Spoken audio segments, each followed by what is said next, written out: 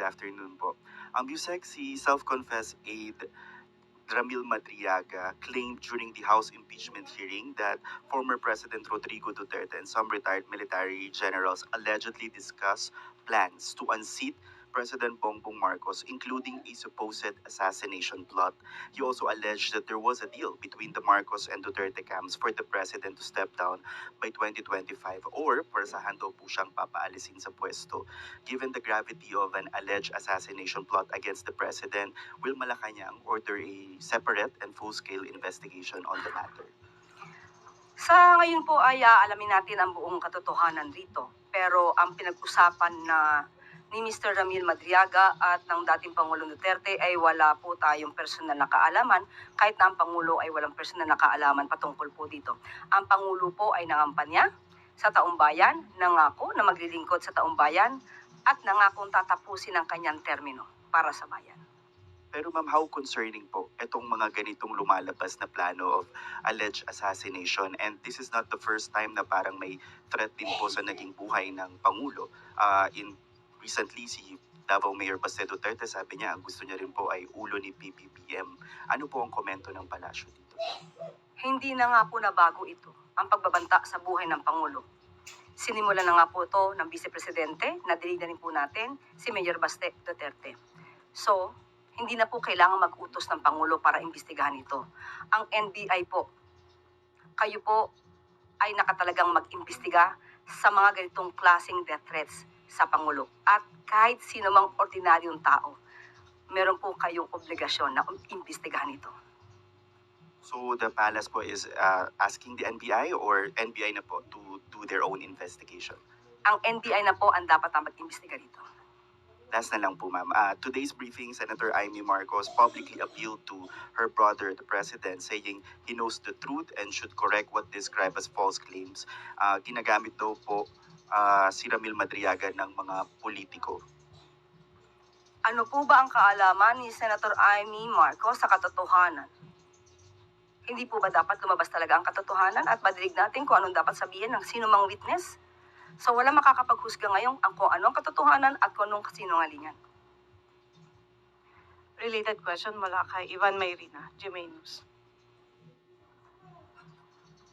Good afternoon, Yusek Claire. Have you spoken to the President about these revelations by Mr. Madriaga? Sa ngayon po ay pinaalam po natin kung ano nangyari at ang palasyo naman po ay nagmo-monitor para ipaalam po sa Pangulo kung ano po ang nangyayari. And any reaction from him?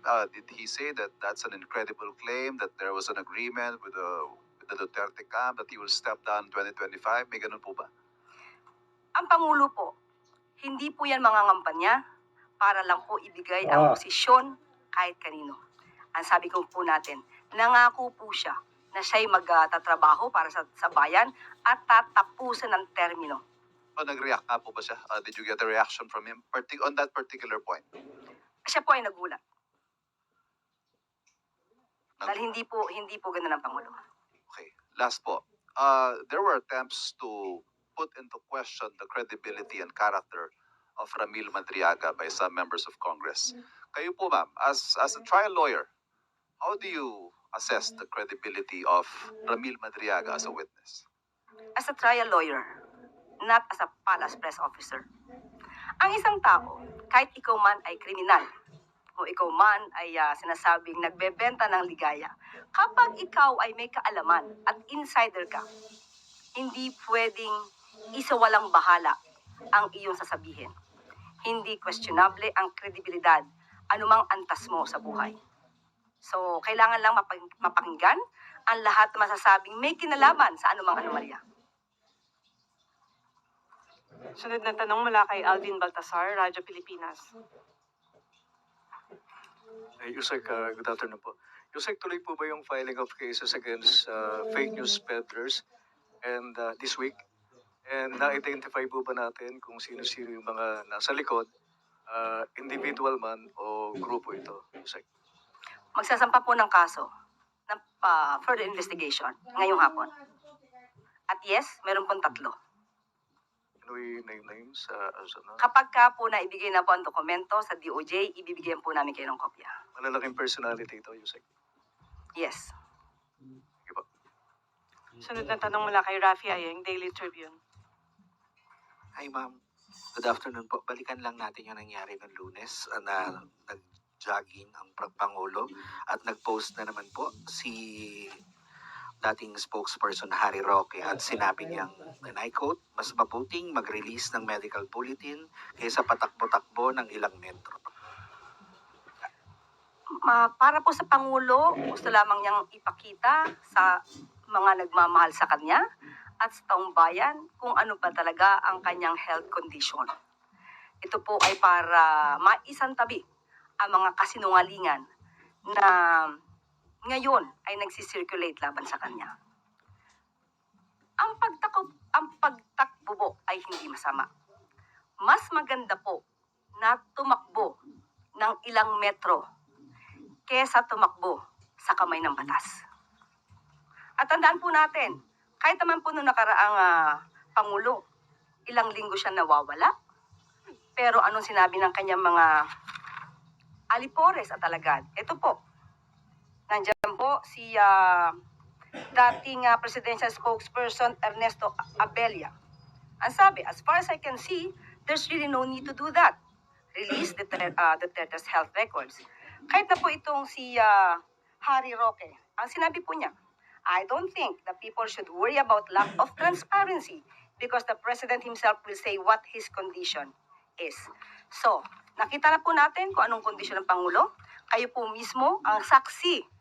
So, ganito mga paninira nanggali lamang sa kampo ng nais na pabaksakin ng Pangulo. Sila po ay mga mapanira lamang at walang magawa sa buhay. Ma'am, on another topic naman po, yung pinaka-latest is sa patuloy na hindi pagharap ni VP Sara sa impeachment proceedings. Ano po ang nakikita niyo, ang masasabi ng palasyo tungkol dito? Choice niya po yan. Kung ayaw niya pong ipakita sa taong bayan ang katotohanan at yung issue about accountability and transparency, yan po ay hindi niya pinakikita sa taong bayan ngayon. Choice niya po yan. Thank you. Sunod na tanong mula kay Marisol Halili, TV5. Good afternoon, Yusek. Yusek, may we have Palace's reaction about the filing of petition of the United People's Initiative? Based on their position, they are actually asking the Supreme Court to order the president to undergo a hair follicle drug test para daw matapos na yung mga issues about this. Yun po muna. What's your comment? Sino po bang gumawa ng issue unang-una? Hindi po ba sila? Silang gumagawa ng issue na walang basihan. So, meron na po rin dati naging ruling ng Supreme Court patungkol po dyan sa nakaraang Pangulo. At ating ipapakitang muli, no? Isa itong article na sinulat, babanggitin ko ng pangalan, ni Mr. Ray Panaligan. Okay? So, ang Supreme Court po ay nagbigay na rin po ng desisyon patungkol po dito na hindi po kinakailangan at kailangan sabitang magbigay ang isang Pangulo ng kanyang medical records, especially, and I quote, apparently, petitioner's allegation that the President is seriously ill is unsubstantiated and is based merely on petitioner's surmises and conjectures regarding his perception of the declining health of the President, referring to President Duterte at the time. So, kung puro chismis lang po ang pagbabasihan ninyo, at guni-guni lamang at wala kayong anumang basihan, sa tingin po natin ang Supreme Court ay hindi naman po babalik na rin ang ganitong klaseng jurisprudence. Isa pa po, ipinunto rin po kasi nila doon sa kanilang petition na the right to information is paramount. We, the people, as sovereign, have the right to assert transparency regarding the condition of officials who exercise executive power in our name. So they are asking for transparency. Are we not transparent? You have seen the President working. You have seen the President reporting face-to-face. Personal pa. So unless they can prove that there is serious illness, then there's no need for the President to do that based on the Supreme Court decision. Thank you, sir. Sunod na tanong mula kay Ana Bazo, GMA Online. Afternoon, ma'am. Ma'am, Cavite Representative Kiko Barzaga has called for the ouster of the President, claiming na si Presidente yung nasa likod ng pagpapakulong sa kanya. Sabi niya, lumalaban pa rin siya kahit pinakulong siya and kailangan na raw pong tanggalin si Pangulo sa posisyon dahil sa ang dami na niyang ninakaw galing sa flood control and masyado na niyang pinataas ang presyo ng gasolina. Baka lang po may comment ang Palas, ma'am. Yan ang problema sa atin, di ba? So, alam naman natin kung sino ang nagdemanda kay Congressman Kiko Barzaga. Alam din naman niya kung sino ang nagdemanda sa kanya. At alam din naman niya kung kailan siya humingi ng apologies dahil sa kanyang ginawa. Hindi ito makakaila. So, paano niya masasabi na ang Pangulo ang nagpakulong sa kanya? Hindi siya sinasampahan ng Pangulo ng anumang kaso kahit anong klaseng paninira ang ginagawa niya. Sa mga ganitong klaseng tao po, alam natin, may mga taong fake news peddler, obstructionist, destabilizer, sakim sa kapangyarihan.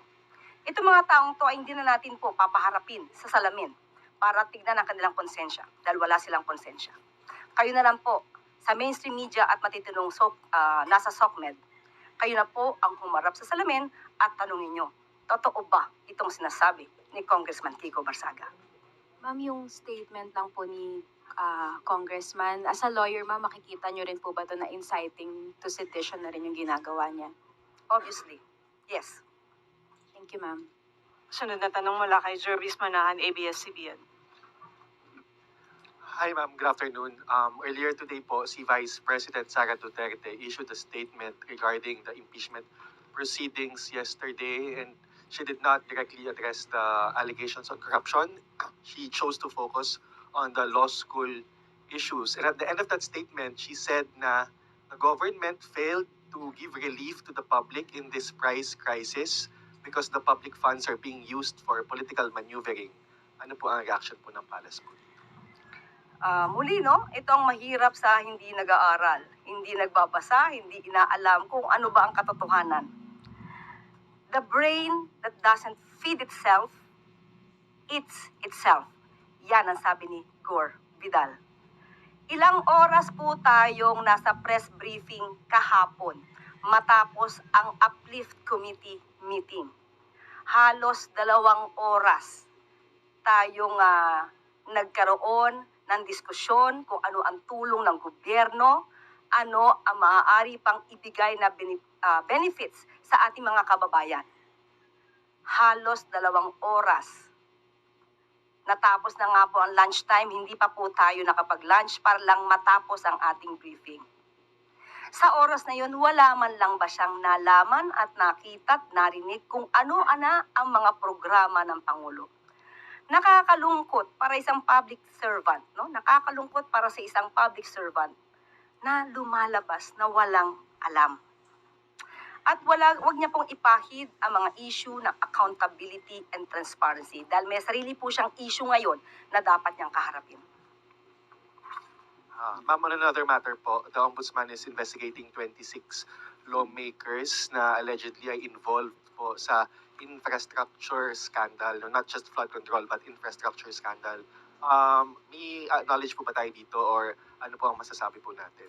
Well, trabaho po mismo ng Ombudsman, ng DOJ, ang pag-iimbestiga po dito. So, maganda po yan na pangitain at senyales na patuloy at porsigido po ang Office of the Ombudsman na tutukan ang korupsyon na naganap kahit ngayong administrasyon na to at noong nakaraang administrasyon. Maganda po yan. So we are seeing more names po being implicated in this scandal po. Depende na po yan sa maiimbestigahan po ng Office of the Ombudsman. Thank you, ma'am. Sunod na tanong mula kay Samuel Medinilla, Business Mirror. Microphone, please. Dito. Kay Mase.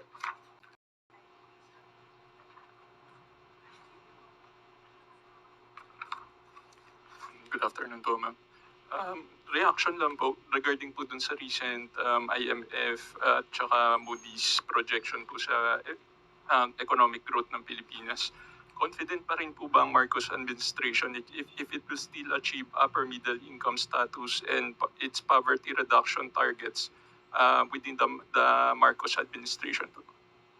Although sabi nga natin na hindi ginusto ng pamahalaan at ng Pangulo ang nangyayaring kaguluhan po sa Middle East, minabuti po natin na kunin na rin po ang komento ni DepDev Secretary Arsenio Balisaca patungkol po dyan. Ibibigay ko po ang kanyang mensahe and I quote, "By July 2026, the World Bank will indicate whether we have met the income threshold for upper middle income status based on 2025 performance. Formal classification may require additional years of sustained results. We remain confident this will be achieved within the term of the Marcos administration. Despite geopolitical tensions and heightened uncertainty, we will stay the course in stabilizing the economy and strengthening social protection to sustain poverty reduction." Thank you po. Another topic po, ma'am. I-clarify lang po namin kung may flagship project po ba ng Marcos administration yung naapektuhan na ng ongoing austerity measures? Sa ngayon po ay hihingin ko po muna at ibibigay ko po sa inyo detalye. Thank you po. Follow-up question mula kay Chloe Ofana, Business World. Yusek, also on the IMF, they cited po a weaker than expected reform momentum, a sharp decline in public investment and confidence as key drags for its slashed forecast. What specific steps is the President taking to reverse these in the near term? Well, alam naman natin po kung ano pong ginagawa ngayon ng economic team, pati po sa pangunguna rin po ni Secretary Arsenio Balisaca. Sinabi niya rin po ito, and I quote, most Asian economies are likely to miss their growth targets this year due to global supply chain disruptions and heightened uncertainty from the Middle East. So sa ngayon po, kahit ano po ang naranasan natin ngayon dahil dulot ng gulo dito sa Middle East, pinagsusumikapan po ng gobyerno na maibsan or maiwasan, mabawasan ang nararanasan natin na hirap dulot ng krisis sa Middle East. So patuloy pa rin po ang pagpapalago ng ekonomiya. Sunod na tanong mula kay Christian Yusores, DZMM. Hi ma'am, on a different topic lang po. Another lawmaker supported the proposal to suspend the pension premium sa members po ng state-run pension funds. Senator Sherwin Gatchalian is proposing the Protect program where the government will temporarily shoulder the contributions of employees para po sa SSS and GSIS as a measure to the middle income class. So, how does the Palace view this proposal and kakayanin po ba ng pondo ng pamahalaan na sagutin yung pension premium ng mga members? Yan po ang aaralin. Pero sa ngayon po, meron na pong ginagawa na ang SSS, ang GSIS at pag-ibig para sa ating mga kababayan dahil nga sa nangyayaring gulo dito sa Middle East. Sa SSS po ay meron na po silang aabot po sa 60 billion pesos financial assistance and benefits para sa mga miyembro, pensioners at sa mga employers sa kanilang mga loan programs at yung early implementation ng 2026 pension increase. At nandun din po yung loan penalty condonation, pati po sa employer na patungkol po sa contribution delinquency. Ay meron na rin pong relief na ibinibigay po ang SSS. Ang GSIS naman po, sa ngayon, meron po tinatawag na Balik Ginhawa Program. Ito po yung 3 buwan na loan, 3 buwang loan moratorium. I-refund muna para po magamit ng ating mga kababayan at babayaran po nila ito nang wala pong tinatawag na interest. At meron na po, sa ngayon po ay meron 297,162 out of 353,667 applications na nag-qualify na po para dito sa Balik Ginhawa Program. Sa pag-ibig naman po, nag-announce po ang pag-ibig na special benefits package para po sa mga repatriated OFWs. At pwede pong ma-withdraw up to 100% ang pag-ibig regular savings and modified pag-ibig 2 savings bago po ito mag-mature. At makaka-avail din po sila ng 3 buwang moratorium sa kanilang housing loan payments na walang interest at walang penalties. Thank you ma'am. Isang follow-up lang po doon sa question ni Kuya Alvin kanina, doon sa magpa-file po ng complaint against po doon sa mga nagpakalat ng fake news sa health ng Pangulo. Last Monday po si Senator Amy, nagbanggit po siya ng statement related din sa health ni President Marcos. And later that afternoon, si Pangulo po, siya po yung mismo nag-debunk ng mga claims about his health. Possible din po ba na makasama sa mga irereklamo ang kapatid ng Pangulo? Kung si Pangulo pang tatanungin natin, buong pagmamahal buong paggalang ang ibinibigay niya sa kanyang kapatid. Hindi po siya kakaibang kapatid. So, yung pang ugali ng ating Pangulo. So, ang NBI po, depende na po sa NBI yan kung paano nila itong iimbestigahan. Wala nang katanungan mula sa MPC. Balik sa Yusek Claire.